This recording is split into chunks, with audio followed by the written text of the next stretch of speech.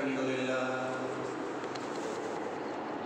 لله وحده والصلاة والسلام على من لا نبي بعده وعلى آله وأصحابه الذين أوفوا عهده الذين هم مفاتيح الرحمة ومصابيح الغرر. أما بعد فأعوذ بالله من الشيطان الرجيم. بسم الله الرحمن الرحيم. قل للمؤمنين يغضوا من أبصارهم ويحفظوا فروجهم ذلك أزكى لهم إن الله خبير بما يصنعون. وقل للمؤمنات يغضضن من أبصارهن ويحفظن فروجهن ولا يبدين زينتهن. وقال تعالى في مقام آخر: ولا تقربوا الزنا إنه كان فاحشة وساء سبيلا. وقال تعالى في مقام آخر: وقرن في بيوتكن ولا تبرجن تبرج الجاهلية الأولى وأقمن الصلاة وآتينا الزكاة وأطعنا الله ورسوله. وقال النبي صلى الله عليه وسلم: ما كان الفحش في شيء إلا شانه وما كان الحياء في شيء إلا زانه، أو كما قال عليه الصلاة والسلام. بارك الله، صدق الله مولانا العظيم وصدق رسوله النبي الكريم، ونحن على ذلك لمن الشاهدين والشاكرين والحمد لله رب العالمين. اللهم صل على سيدنا محمد وعلى آل سيدنا محمد وبارك وسلم. اللهم صل على سيدنا محمد وعلى آل سيدنا محمد وبارك وسلم. اللهم صل على سيدنا محمد وعلى آل سيدنا محمد وبارك وسلم. حیا جس میں نہیں وہ شباب اچھا نہیں لگتا، حیا جس میں نہیں وہ شباب اچھا نہیں لگتا، بکھر جائے جو کھل کر وہ گلاب اچھا نہیں لگتا، بچپنا ہو گیا رخصت جوانی جھوم کر آئی، یوں تیرا گھر سے نکلنا بے نقاب اچھا نہیں لگتا۔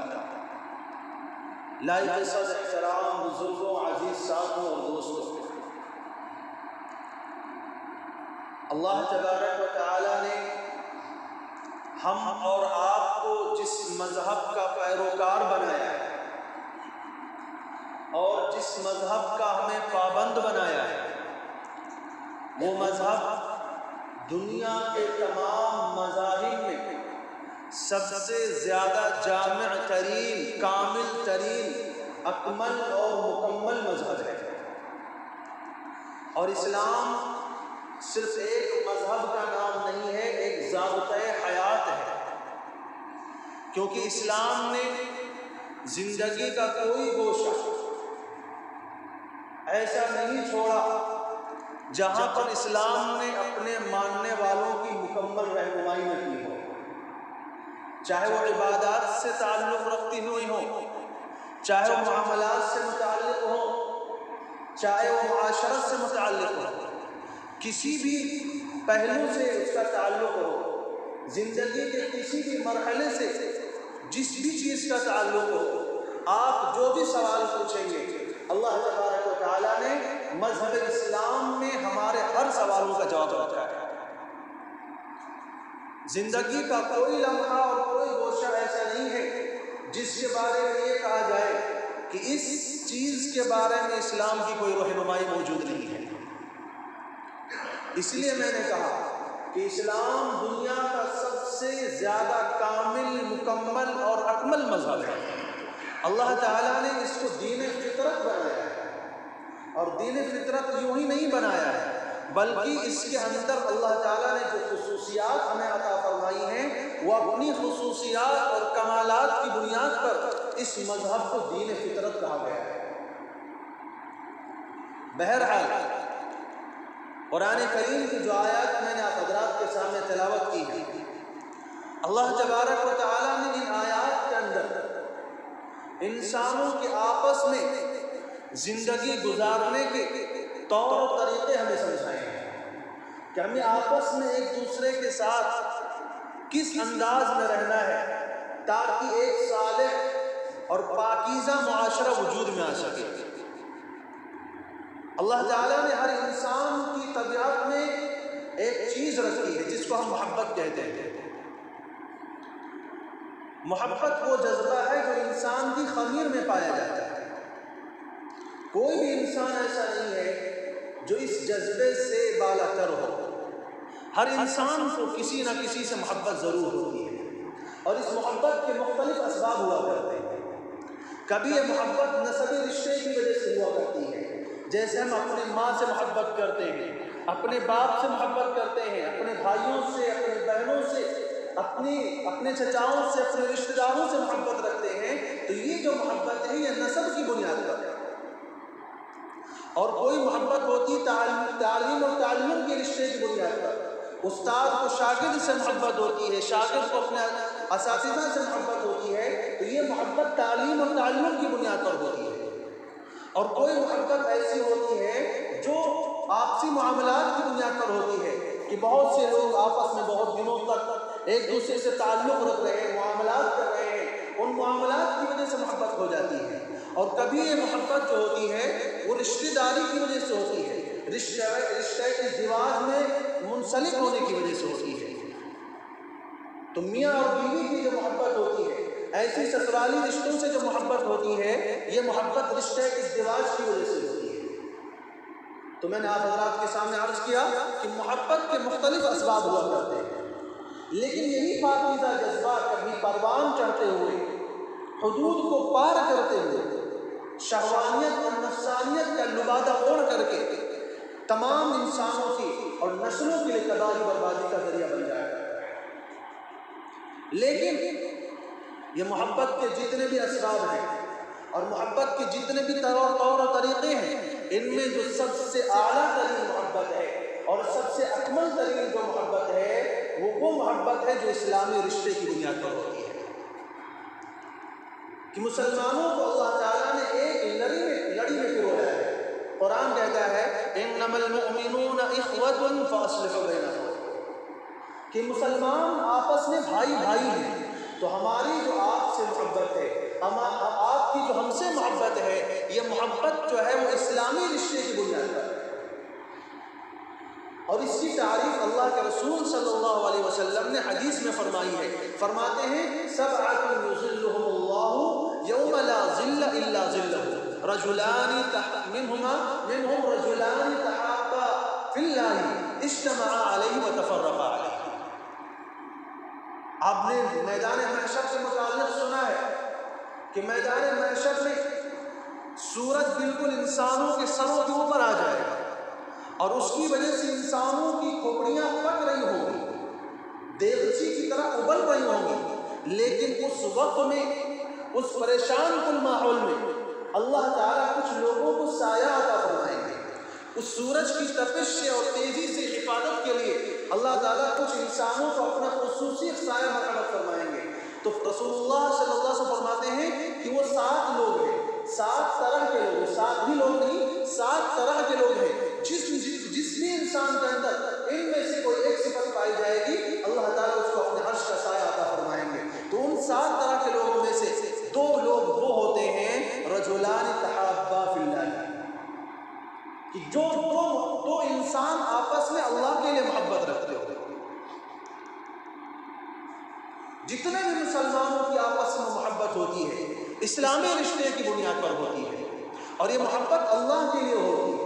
اس میں اپنا کوئی ذاتی مقصد شامل نہ ہو، کوئی ذاتی مفاد شامل نہ ہو، کوئی دنیاوی غرض شامل نہ ہو۔ صرف اور صرف اگر ہمیں کسی انسان سے، کسی مسلمان سے محبت ہے، وہ اس لیے کہ وہ اللہ کو ماننے والا ہے، میں بھی اللہ کا ماننے والا ہوں، تو اس رشتے کی بنیاد پر جو محبت ہوتی ہے، فرمایا جو 2 انسان کسی سے آپس میں اس بنیاد پر محبت کریں گے، اللہ تعالیٰ ان کو عرش کا سایہ نصیب فرمائے گا۔ اجتماع علیہ وتفرقا علیہ، ان دونوں کا ملنا بھی اللہ کے لیے ہو اور جدا ہونا بھی اللہ کے لیے ہو۔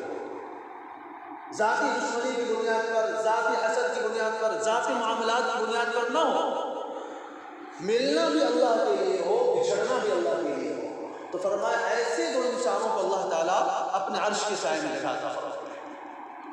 اس لیے فقہاء کرام نے محبت کو عبادت کا لفظ قرار دیا ہے، کیونکہ عبادت میں مزہ جبھی آتا ہے، عبادت کی لذت جبھی ملتی ہے جب محبت ہوا کرتی ہے۔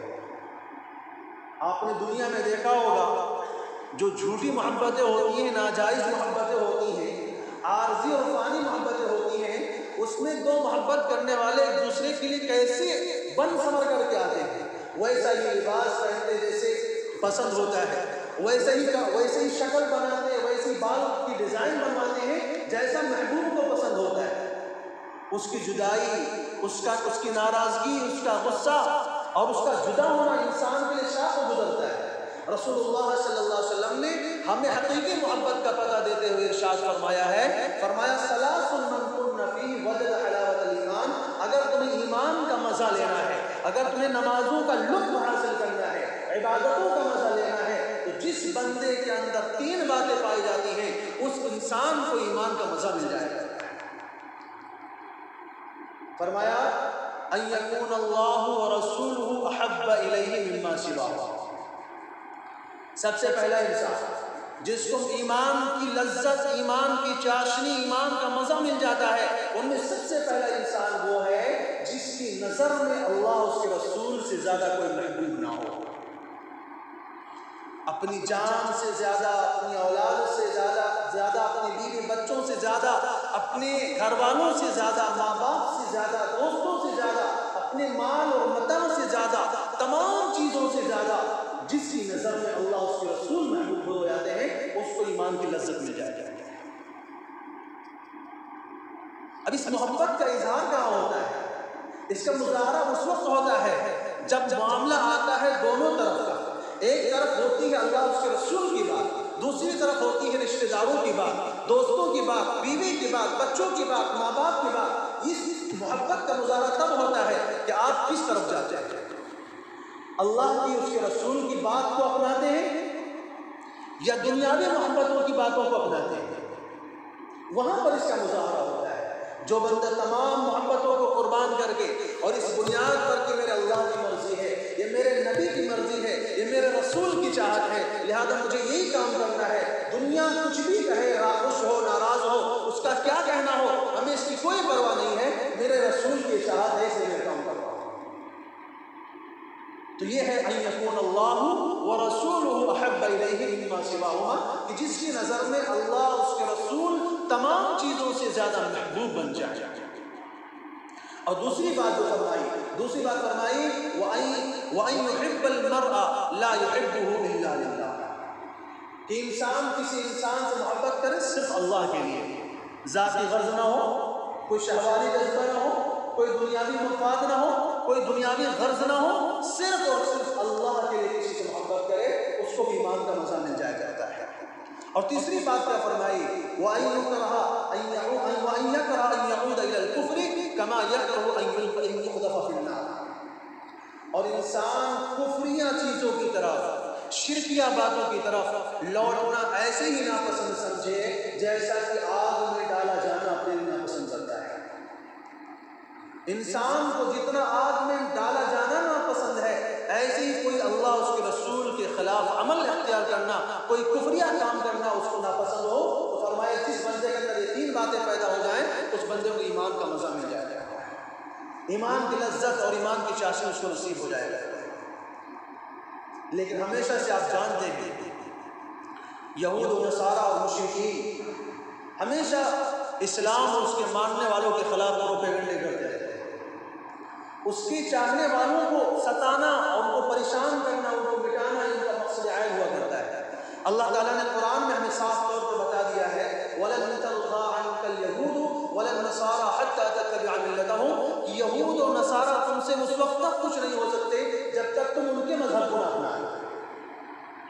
کسی عالم سے، کسی صاحب نے پوچھا کہ کیا وجہ ہے، ہم کون سا ایسا کام کریں کہ دنیا والے ہم سے خوش ہو جائیں، یہودی بھی ہم سے خوش ہو جائیں، عیسائی بھی خوش ہو جائیں، مشرکین بھی خوش ہو جائیں، کون سا ایسا کام کریں؟ تو فرمایا ہاں بالکل ایک طریقہ ہے۔ پوچھا وہ طریقہ کیا ہے؟ کہ اللہ تعالیٰ قرآن میں فرماتے ہیں وَلَن تَرْضَىٰ عَنْكَ الْيَهُودُ وَلَا النَّصَارَىٰ حَتَّىٰ تَتَّبِعَ مِلَّتَهُمْ، کہ یہود و نصارہ تم سے اس وقت تک راضی نہیں ہو سکتے جب تک تم ان کا دھرم نہ اپنا لو، لہذا ان کے دین کو اپنا لو، وہ بھی تم سے خوش ہو جائے گے۔ مطلب کیا نکلا؟ یعنی یہ کسی بھی حال میں تم سے راضی نہیں ہو سکتے ہیں، لہذا تمہیں جو ہے راضی کرنا ہے اللہ کی ذات کو، اس کے رسول کو راضی کرنا ہے۔ دنیا کے چوچلے، دنیا کے رسوم، دنیا کے رواج، دنیا کے خرافات، یہ سارے کے سارے دنیا میں دھرے رہ جائیں گے، یہی ساری چیزیں چھوٹ جائیں گی۔ آپ کے ساتھ جو جائے گی وہ اللہ اس کے رسول کی محبت جائے گی، اور ان کی محبت میں جو آپ نے عمل کیا ہوگا، جو آپ نے کام کیا ہوگا، وہ عمل آپ کے ساتھ جائے گا۔ قرآن کریم کی جو آیت میں نے حضرات کے سامنے تلاوت کی، اللہ تبارک و تعالیٰ نے اس آیت کے اندر مسلمانوں کو خاص طور سے حیا کی تعلیم دی ہے، پاک دامنی کی تعلیم دی ہے۔ اللہ تعالیٰ نے اس مذہب اسلام کے ذریعے عورتوں کو جو مقام اور مرتبہ عطا کیا ہے، وہ دنیا میں کسی بھی مذہب کے ذریعے اور کسی بھی قانون کے اندر وہ مقام اور مرتبہ عورتوں کو نہیں دیا گیا ہے۔ جب ہم زمانے جاہلیت میں دیکھتے ہیں اور زمانے جاہلیت کا ہم جب جائزہ لیتے ہیں تو یہ پتہ چلتا ہے، قرآن کہتا ہے وَإِذَا بُشِّرَ أَحَدُهُم بِالْأُنثىٰ ظَلَّ وَجْهُهُ مُسْوَدًّا وَهُوَ كَظِيمٌ يَتَوَارَىٰ مِنَ الْقَوْمِ مِن سُوءِ مَا بُشِّرَ بِهِ أَيُمْسِكُهُ عَلَىٰ هُونٍ أَمْ يَدُسُّهُ فِي التُّرَابِ أَلَا سَاءَ مَا يَحْكُمُونَ۔ قرآن کہتا ہے کہ جب ان کے یہاں کسی کے یہاں بیٹی کی پیدائش ہوتی تھی تو اس کا چہرہ کالا ہو جایا کرتا تھا، وہ اپنا منہ بنا کے پھرا کرتا تھا، اور وہ شرمندگی کے مارے لوگوں کے سامنے نظریں نہیں اٹھا سکتا تھا کہ اس کے یہاں بیٹی کی پیدائش ہوئی ہے۔ یتوارا من القوم من سوء ما بشر، وہ اپنے لحاظ کی بات سمجھا کرتے تھے، ذلت کی بات سمجھتے تھے، ان کے یہاں یہ چیز بڑی توہین کی سمجھی جاتی تھی کہ ان کے گھر میں کوئی داماد بن کر گیا، لہذا انہوں نے طریقہ کیا اپنایا؟ بیٹیوں کو زندہ دفن کرنا شروع کر دیا۔ لڑکی کی پیدائش ہوتے ہی اس کو زندہ دفن کر دیا جاتا تھا، اور اگر زندہ دفن کرنا نہیں ہوتا تھا تو اس کو کہتے ہیں موٹے موٹے کپڑے پہنا کر کے بکریاں اونٹوں کو چرانے کے لیے جنگلوں میں بھیج دیا گیا تاکہ یہ لڑکی میری نظر میں نہ آئے، اس کے اوپر میری نظر نہ پڑنے پائے۔ تو یہ تھا زمانے جاہلیت میں عورت کی حیثیت۔ بازاروں میں کھڑا کر کے باقاعدہ ان کی گولیاں لگائی جاتی ہیں، جیسے آپ کوئی کھانے پینے کی سامان خریدنے جاتے ہیں، پہننے کا سامان خریدتے ہیں، کپڑے خریدتے ہیں، اسی طرح زمانے جاہلیت میں عورتوں کی گولیاں لگا کرتی تھی، ایک استعمال کی چیز سمجھی جاتی تھی، ان کو ایک ضرورت کی چیز سمجھا جاتا تھا۔ اور جس طرح آپ استعمال کی چیزوں کو ٹشو پیپر کو استعمال کر کے پھینک دیا کرتے ہیں، یہی حیثیت عورت کے زمانے میں ہوا کرتی تھی۔ لیکن مذہب اسلام آیا، اس نے عورتوں کو مقام دیا، ان کو ان کی کھوئی ہوئی حیثیت واپس دلائی، ان کو عزت دی، اور ان کو یہ بتایا کہ عورتیں یہ سامان نہیں ہیں، یہ گھر کی ملکہ ہوا کرتی ہیں، یہ گھر کی زینت ہوا کرتی ہیں، یہ چراغ محفل نہیں، یہ گھر کی زینت ہے۔ ان کا احترام کرنا، ان کی حفاظت کرنا، ان کی عزت اور آبرو کی حفاظت کرنا یہ مسلمانوں کا فریضہ ہے۔ اسلام نے ہمیں تعلیم دی، ہمیں سکھایا۔ اللہ کے رسول صلی اللہ علیہ وسلم فرماتے ہیں ان اللہ حرم علیکم عقوق الامہات ووعد البنات، اللہ تعالیٰ نے تمہارے اوپر ماؤں کی نافرمانی حرام قرار دی ہے اور لڑکیوں کو دفن کرنا حرام قرار دیا ہے۔ اور تو اور ہے، اسلام نے عورت کو خود اپنی روزی کا بھی ذمہ دار نہیں بنایا۔ ہم اور آپ مرد ہیں تو ہماری روزی کے ذمہ ہمارے اوپر ہے، ہمارے واسطے کسی کو کمانے کے لیے متعین نہیں کیا گیا کہ فلاں کما کر کے دے گا تو ہم کھائیں گے، ہم خود کمائیں گے تو کھائیں گے، نہیں کمائیں گے تو بھوکے رہیں گے۔ لیکن عورت کو اسلام نے کہیں پر بھی کمانے کا ذمہ دار نہیں بنایا۔ عورت جب تک چھوٹی ہوتی ہے، بچی ہوتی ہے، اپنے ماں باپ کے گھر میں ہوتی ہے، اس کی ذمہ داری اس کے ماں باپ کے اوپر ہوا کرتی ہے، اس کے بھائیوں کے اوپر ہوا کرتی ہے۔ یہی عورت جب جوان ہو کر کے اس کی شادی ہو جاتی ہے تو اب بھی اس کی ذمہ داری خود اپنی نہیں ہوتی ہے، اس کے شوہر کے اوپر اس کی ذمہ داری ہوتی ہے، اس کے تمام خرچے، تمام نان و نفقے کی ذمہ داری شوہروں کی ہوا کرتی ہے۔ اس سے بھی آگے مقام آتا ہے تو بیٹوں کی ذمہ داری ہوتی ہے۔ لیکن کسی بھی مرحلے پر اسلام نے عورت کو در در کے دھکے کھانے کے لیے نہیں بنایا۔ اسلام نے کہا کہ عورت گھر کی ملکہ ہے، اس کو روزی کمانے کی ضرورت نہیں ہے، روزی کمانا یہ مرد کی ذمہ داری ہے، مرد کا فریضہ ہے، وہ کما کر کے لا کے دے گا، اور یہ عورت گھر کی ملکہ بن کر کے گھر چلائے گا۔ یہ مقام دیا اللہ تبارک و تعالیٰ نے۔ عورت کی مختلف حیثیت اسلام کے اندر متعین فرمایا عورت کی ایک حیثیت بیٹی کی ہوا کرتی ہے، ایک حیثیت ماں کی ہوا کرتی ہے، ایک حیثیت بیوی کی ہوا کرتی ہے، اور ایک حیثیت بہن کی ہوا کرتی ہے۔ اس کے علاوہ اور کوئی حیثیت نہیں ہے۔ عورت چار شکل میں پائی جاتی ہے، یا تو بیٹی ہوگی، یا تو ماں ہوگی، یا تو بیوی ہوگی، یا تو بہن ہوگی، کسی نہ کسی مرد کی اور کسی نہ کسی مرد سے اس کا یہ رشتے ضرور پائے جائیں گے۔ اب اگر عورت بیٹی ہے تو اس کے بارے میں شریعت اسلام کیا فرماتی ہے؟ رسول اللہ صلی اللہ علیہ وسلم فرماتے ہیں من ابتلی بشیء من هذه البنات فاحسن الیہن کن له سترا من النار۔ فرمایا اللہ تعالیٰ نے جس کو بیٹیاں عطا فرمائی، ایک بیٹی دی، دو بیٹی دی، 4 دی، 8 دی، 10 دی، کتنی بھی بیٹیاں دی، فرمایا اللہ تعالیٰ نے کسی کو بیٹیوں کے ذریعے آزمایا، اس کو بیٹیاں نہیں بیٹیاں دی، اس نے ان کے ساتھ اچھا برتاؤ کیا، ان کو اچھی تعلیم دلائی، ان کو اچھی تربیت کی اور اچھا اور دیندار اور پابند شریعت شوہر دے کر کے اس کی شادی کروا دی، تو رسول اللہ صلی اللہ علیہ وسلم فرماتے ہیں کیا آگے ہوگا؟ کن لہ سترا من النار، کن لہ سترا من النار۔ کل جب قیامت کا دن ہوگا، نفسا نفسی کا عالم ہوگا، انسان ایک ایک نیکی کے لیے بھٹک رہا ہوگا، ہر انسان کو اپنے اپنے پڑی ہوگی۔ آپ نے حدیث میں سنا ہوگا، روایات میں پڑھا ہوگا کہ نبی تک کہہ رہے ہوں گے یا رب نفسی یا رب نفسی یا رب نفسی یا رب نفسی، اللہ بس آج مجھے بچا لے، مجھے بچا لے، مجھے بچا لے۔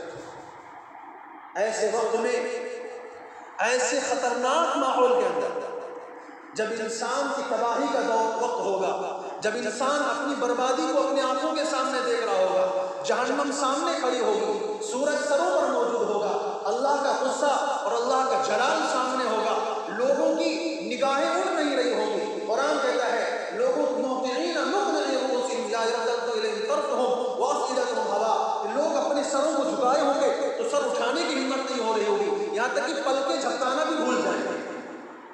لا یرتد الیہم طرفہم وافئدتہم ہوا، اور دل تو ہوا ہو جائے گا۔ جب بہت زیادہ خوف کا ماحول ہوتا ہے تو دل کپکپانے لگتا ہے، ہلنے لگتا ہے۔ ایسے وقت میں رسول اللہ صلی اللہ علیہ وسلم کیا فرماتے ہیں؟ جب کسی انسان کو اس کے گناہوں کی وجہ سے اور اس کی نافرمانی اور بدکرداریوں کی وجہ سے اللہ تبارک و تعالی جہنم میں جانے کا اعلان فرمائیں گے کہ اس گنہگار کو، اس برے انسان کو اس کے اعمال کی بدولت جہنم میں ڈال دو، تو رسول اللہ صلی اللہ علیہ وسلم فرماتے ہیں کل قیامت کے دن یہی بیٹی آ کر کے اللہ کے سامنے کھڑی ہو جائیں گی، اللہ میں اپنے والد کو جہنم میں نہیں جانے دیتی۔ کن لہ سترا من النار، رسول اللہ صلی اللہ علیہ وسلم فرمایا یہ بچیاں انسان کے لیے پردہ بن جائیں گی، جہنم کے مقابلے میں آگ بن جائیں گی۔ ایک اور روایت میں رسول اللہ صلی اللہ علیہ وسلم فرمایا من عال جاریتین دخلت الجنت انا وهو کہاتین۔ رسول اللہ صلی اللہ علیہ وسلم فرمایا جس نے 2 بچیوں کی پرورش کی وہ جنت میں میرے ساتھ ایسے داخل ہوگا جس طرح یہ 2 انگلیاں ملی ہوئی ہیں۔ یعنی اس انسان کو عورتوں کی پرورش کرنے کی وجہ سے، بچیوں کی پرورش کرنے کی وجہ سے رسول اللہ صلی اللہ علیہ وسلم کا ساتھ ملے گا، وہ بھی کہاں؟ جنت میں، جہاں ہمیشہ ہمیشہ رہنا ہے۔ اب ذرا دیکھیے اللہ نے عورت کو کیا مقام دیا۔ ایک زمانہ وہ تھا جب عورتوں کو زندہ دفن کر دیا جاتا تھا، ان کو عار کی چیز سمجھا جاتا تھا، اور ایک زمانہ وہ آیا جب اسلام دنیا میں آیا تو اسلام نے ہمیں کیا بتایا کہ اگر تم نے ان بچیوں کی پرورش کی تو یہی بچیاں تمہیں جنت میں لے جانے کا سبب بنے گی، یہ بچیاں تمہیں جنت میں ٹکٹ دلوائیں گے۔ اور دوسری حیثیت ماں کی ہوتی ہے۔ ماں کے بارے میں آپ نے تو بہت فضائل سنے ہوں گے کہ ماں کا مقام اور مرتبہ وہ ہے جو دنیا میں کسی کا بھی نہیں ہے۔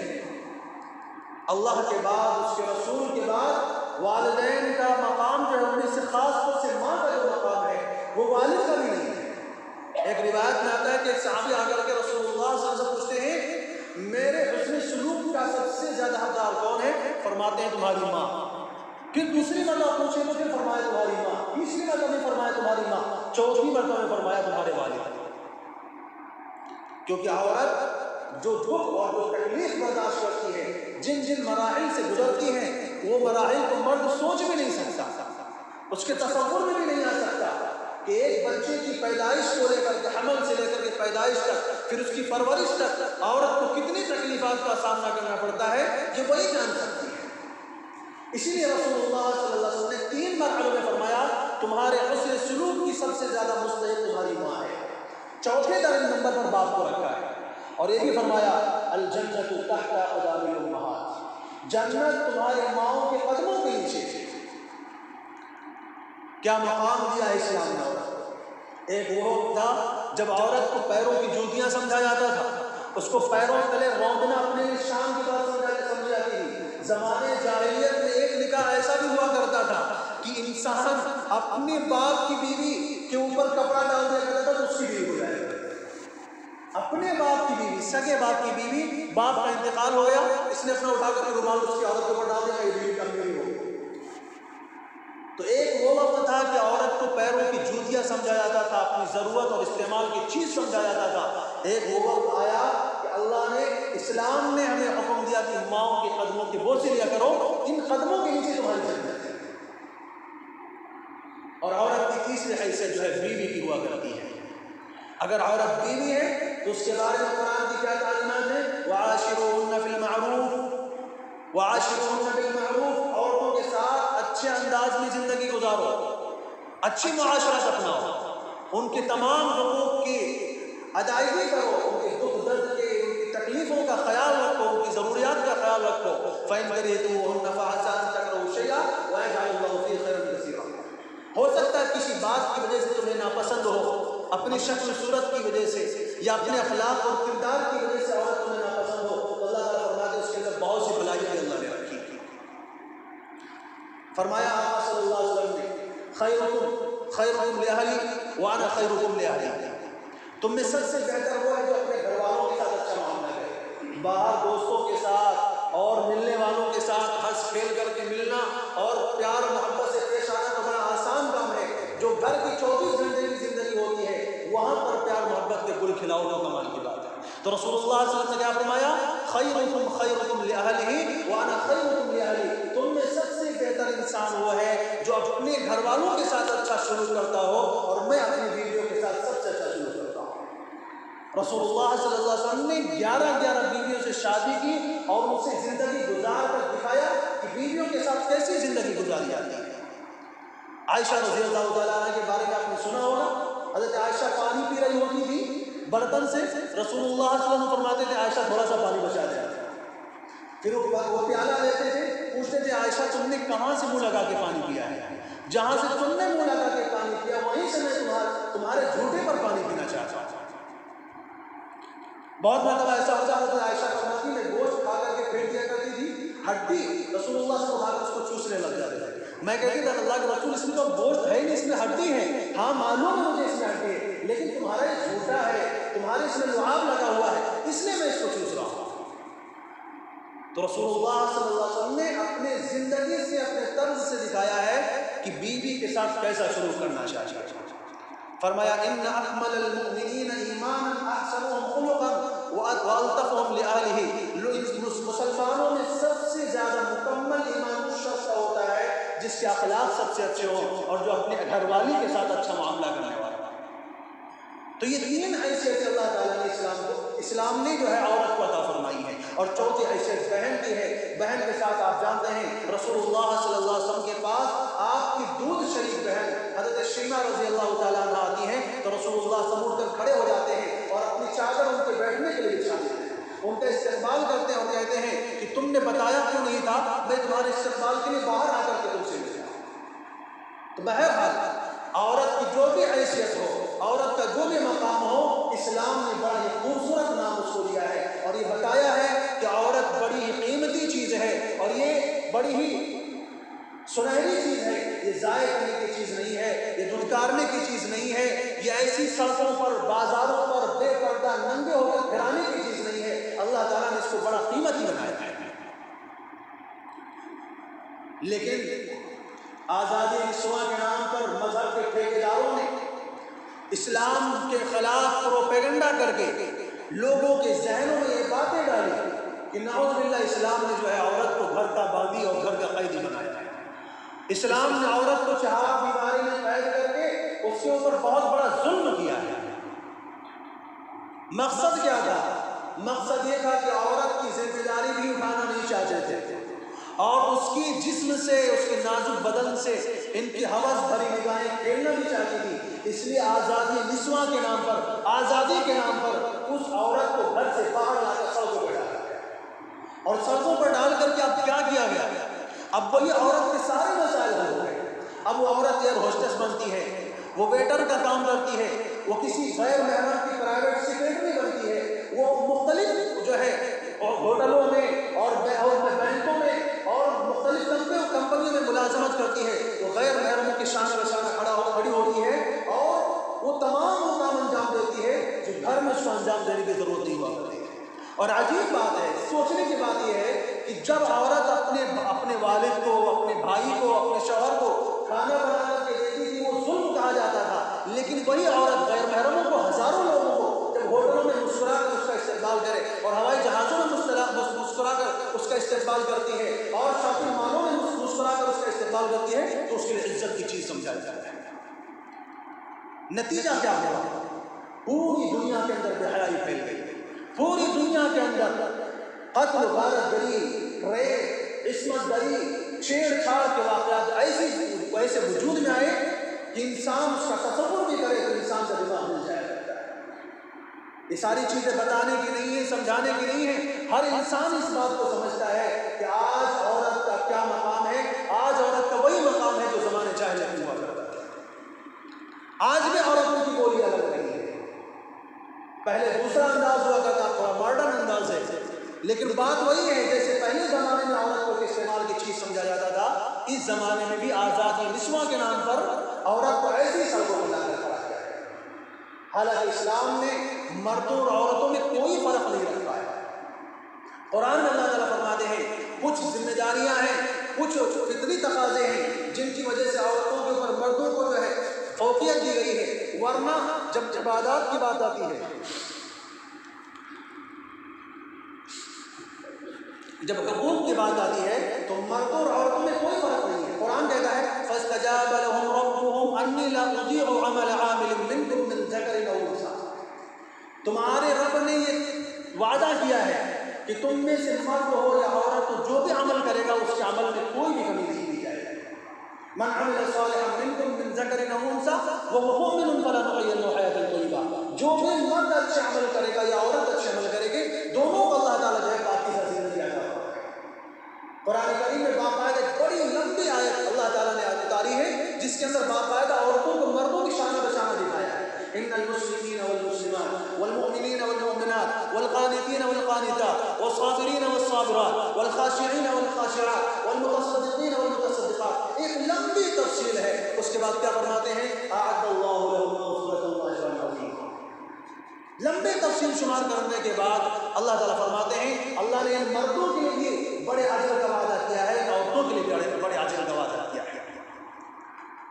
تو یہ مقام اللہ تعالیٰ نے اسلام کے اندر عورتوں کو دیا ہے، لیکن مذہب آزادی کے نام پر بات میں نے کچھ اور اٹھائی تھی لیکن وقت ہو چکا ہے، اس لیے اپنی بات میں سمیٹتے ہوئے مختصر انداز میں 5 منٹ آپ کو لینا چاہتا ہوں۔ آج آپ جانتے ہیں کہ فروری کا مہینہ چل رہا ہے، فروری کا مہینہ چل رہا ہے اور اس فروری کی 14 تاریخ کو یوم محبت کے نام سے بے حیائی کا ایک بازار گرم کیا جاتا ہے، جس کے اندر اتنی زناکاریاں ہوتی ہیں، اتنی بدکاریاں ہوتی ہیں، اتنی عزتیں لوٹی جاتی ہیں۔ وہ عورتیں جو گھر کی زینت ہوا کرتی تھی، جو کبھی اپنی ماں اور بھائی کی اور اپنے باپ کے لیے عزت کی چیز ہوا کرتی تھی، وہی عورتیں، وہی لڑکیاں جا کر کے اپنے نام نہاد عاشقوں کے ساتھ رنگلیاں مناتی ہیں اور اپنی عزتوں کو بیچ کر کے اور اپنی عزتوں کا مذاق ہوا۔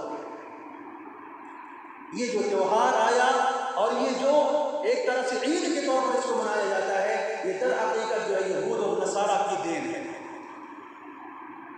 روایات کے اندر ہم جب دیکھتے ہیں تو یہ پتہ چلتا ہے، کہتے ہیں ایک پادری تھا، چونکہ عیسائی مذہب میں جو پوپ یعنی پادری جو ہوتے ہیں ان کو شادی بیاہ کی اجازت نہیں ہوتی، لیکن اس نے چپکے سے ایک عورت سے شادی کر لی۔ جب اس نے اس عورت سے شادی کر لی تو اس کے نتیجے میں اس کو پھانسی کی سزا سنائی گئی۔ جب وہ جیل میں بند تھا تو جیل میں بند ہونے کے دوران اس کو جیلر کی لڑکی سے محبت ہو گئی۔ اب وہ لڑکی اس سے آ کر کے ملتی تھی، روزانہ اس کو گلاب پیش کرتی تھی۔ بالآخر جب بادشاہ نے اعلان کیا کہ تو پادری اپنے مذہب سے توبہ کر کے بت پرستی میں آ جائے ورنہ اس کو پھانسی دے دی جائے گی، بالآخر 14 فروری کو اس کو پھانسی دے دی گئی۔ اسی دن سے جو ہے 14 فروری کو پھولوں کا دینا، کارڈز کا دینا، اور یہ رواج ہے نوجوان نسلوں کے اندر چلتا ہے۔ اور بھی اس کی بہت سارے تاریخی پس منظر ہیں، چونکہ وقت مختصر ہے، بہت ہی مختصر ہے، اس لیے میں ان تفصیلات میں نہیں جا سکتا، لیکن اس کی جو تاریخی پس منظر ہیں یا تو بے حیائی پر شرکی عقائد کے اوپر مبنی ہیں یا ایسے اسلام دشمن عقائد کے اوپر مبنی ہیں جو انسان کو اسلام سے خارج کر سکتے ہیں۔ لہذا ایسے وقت میں مسلمانوں کا کیا فریضہ بنتا ہے؟ اللہ کے رسول صلی اللہ علیہ وسلم نے تعلیمات کیا دی ہیں۔ اللہ کے رسول نے فرمایا ہے الحیاء لا یأتی الا بخیر، حیا ایمان کا سب سے اہم شعبہ ہے اور حیا ہمیشہ خیر ہی لے کر کے آتی ہے۔ ایک دوسری روایت میں فرماتے ہیں ما کان الحیاء فی شیء الا زانہ، جس چیز کے اندر حیا آ جاتی ہے اس کو خوبصورت بنا دیا کرتی ہے، اور جس چیز کے اندر بے حیائی آ جاتی ہے اس کو بدصورت بنا دیا کرتی ہے۔ ایک اور روایت میں فرماتے ہیں الحیاء والایمان قرنا جميعا، حیا اور ایمان ایک دوسرے کے ساتھ مل کر چلتے ہیں۔ فإذا رفع أحدنا رفع الآخر، جب ایک چلا جاتا ہے تو دوسرا بھی چلا جاتا ہے۔ مطلب کیا ہے؟ جب حیا ختم ہو جاتی ہے تو ایمان بھی رخصت ہو جایا کرتا ہے۔ اور آپ جانتے ہیں اس تہوار کے اندر حیا کے کیسے جنازے نکالے جاتے ہیں، زناکاری کے وہ اسباب انجام دیے جاتے ہیں، وہ ایسے چیزیں انجام دی جاتی ہیں کہ انسان، ایک شریف انسان اس کا تصور بھی نہیں کر سکتا ہے، سوچ بھی نہیں سکتا ہے۔ زنا کے بارے میں قرآن کریم کی کیا تعلیمات ہیں؟ قرآن کہتا ہے وَلَا تَقْرَبُوا الزِّنَا، زنا کرنا تو دور کی بات ہے، زنا کے قریب بھی مت جاؤ، وہ اسباب بھی اختیار نہ کرو جو زنا کے قریب لے جانے والے۔ اب وہ اسباب کیا چیز ہیں؟ رسول اللہ صلی اللہ علیہ وسلم نے اس کی تفصیل بیان فرمائی العینان زناہما النظر، آنکھوں کا زنا غیر محرم عورت کو دیکھنا ہے، والیدان زناہما البطش، اور ہاتھوں کا زنا غیر محرم کو پکڑنا ہے، والاذنان زناہما الاستماع، اور کانوں کا زنا غیر محرموں کی آواز کو سننا ہے، واللسان زناہما الکلام، اور زبان کا زنا کسی غیر محرم سے بات کرنا ہے، پیروں کا زنا کسی کی طرف چل کر جانا ہے، دل کے اندر اس کے خواہشات پیدا ہوتے ہیں، جذبات پیدا ہوتے ہیں، اور شرمگاہ اس کی تصدیق کرتے ہیں۔ تو اللہ تعالیٰ نے کیا فرمایا؟ لا تقربوا الزنا، زنا کے قریب بھی مت جاؤ، وہ اسباب بھی اختیار مت کرو جو زنا کے قریب تم کو لے جائے، جو زنا کا تم کو آمادہ ہے۔ اسلام وہ خوبصورت مذہب ہے، اور زنا کتنا سخت جرم ہے رسول اللہ صلی اللہ علیہ وسلم کی چند حدیث میں آپ کے سامنے رکھنا چاہتا ہوں۔ رسول اللہ فرماتے ہیں لا یزنی الزانی حین یزنی وهو مسلم وهو مؤمن، جس وقت زانی زنا کر رہا ہوتا ہے اس وقت وہ مومن نہیں ہوتا ہے، اس کا ایمان نکل جاتا ہے۔ دوسری روایت میں صراحت کے ساتھ فرمایا اذا زنى الرجل خرج منه الایمان وكان عليه كالظلة، جب انسان زنا کرتا ہے ایمان نکل کر کے اوپر سائے کی طرح نکل جاتا ہے، ایمان اس کے دل اس کے جسم کے اندر موجود نہیں ہوتا ہے، جب اس عمل سے وہ باز آ جاتا ہے تو ایمان واپس لوٹ آتا ہے۔ سوچیے ذرا اگر اس حالت میں انسان کی موت آ جائے تو کفر کے اوپر اس کی موت ہے، یہ اتنا بڑا جرم ہے، اور اس جرم کا انجام اور اس جرم کا نتیجہ کیا ہوتا ہے؟ آپ جانتے ہیں معاشرے کا بگاڑ، نسلوں کا بگاڑ، معاشرے کا خرابی، اور بھی بہت ساری تباہیاں ہوتی ہیں جو ایک انسانی معاشرے کو جو تباہ و برباد کر کے رکھ دیا۔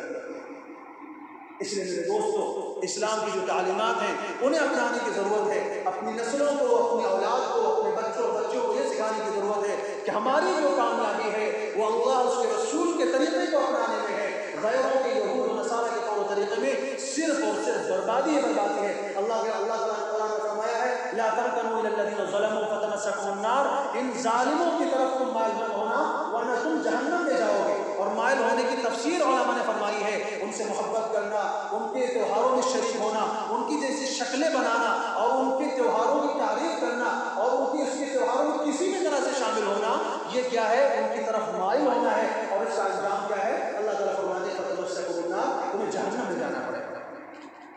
بہرحال میرا حضرات کا وقت زیادہ لے لیا، چونکہ باتیں ایسی تھی، تھوڑی تفصیل درکار تھی۔ اللہ تبارک و تعالیٰ سے دعا ہے کہ اللہ تعالیٰ ہم سب کو کہنے سننے سے زیادہ عمل کی توفیق نصیب فرمائے۔ وآخر دعوانا الحمد للہ رب العالمین۔